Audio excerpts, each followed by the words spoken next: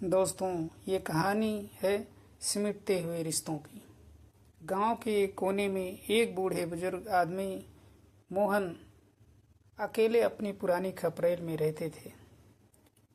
उनकी जिंदगी में सिर्फ एक सहारा था, उनका बेटा अजय।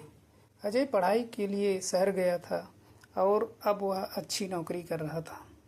मोहन की सारी खुशियां अपने बेटे से ही थी और उनका हर दिन तब तक अधूरा रहता जब तक वह अजय की आवाज़ नहीं सुन लेते। शुरुआत में अजय हर हफ्ते अपने पिता को फ़ोन करता, चिट्ठियां भेजता और अपनी नई जिंदगी के किस्से सुनाता।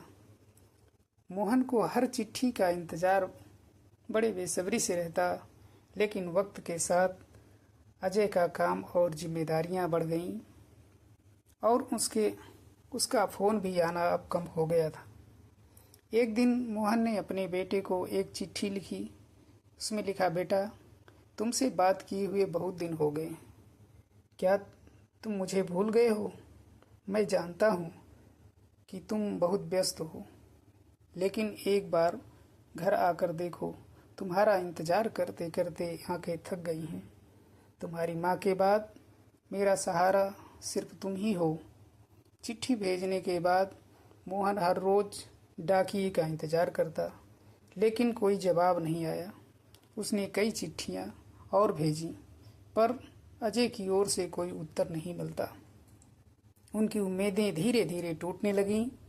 कुछ महीनों बाद अजय को अपने पिता की तबीयत खराब होने की खबर मिली।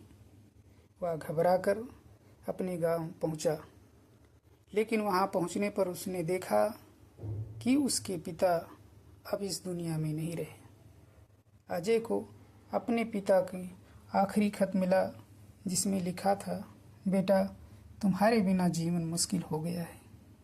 मेरी आखिरी ख्वाहिश यही है कि मैं एक बार तुम्हें देख सकूं। यह पढ़कर अजय का दिल टूट गया। उसने अपने पिता को जीवन की भागदौड़ में कहीं खो दिया था। अब उसे समझ में आ गया कि उसने क्या खो दिया। उस दिन के बाद अजय ने अपने पिता के प्रति अपने फर्ज और प्यार को महसूस किया, लेकिन अफसोस कि अब कुछ बदलने के लिए बहुत देर हो चुकी थी। यह कहानी हमें प्रेरणा और यह सिखाती है कि रिश्तों की अहमियत को हमें तब तक नहीं भूलना चाहिए जब तक हमारे पास समय है।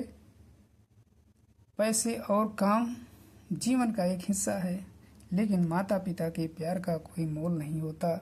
जब तक हमारे पास वक्त है, हमें अपने के साथ वक्त बिताना चाहिए, वरना हम एक मशीन हो जाएंगे और हमारे जज्बात खत्म हो जाएंगे।